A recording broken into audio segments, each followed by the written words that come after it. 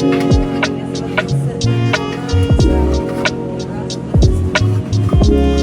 sure it doesn't leak out of your tank.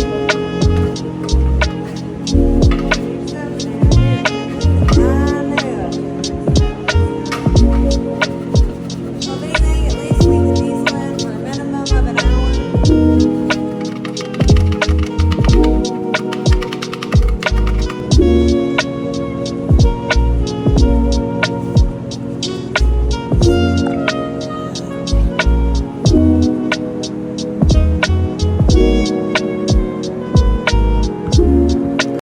So, unfortunately,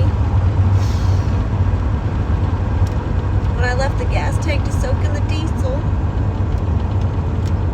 it drained out. And when some of it drained out, the rest of it drained out. And so it tilted it over and did all this stuff. And so anyway, now it's all rusty again and I gotta do it again. So get ready.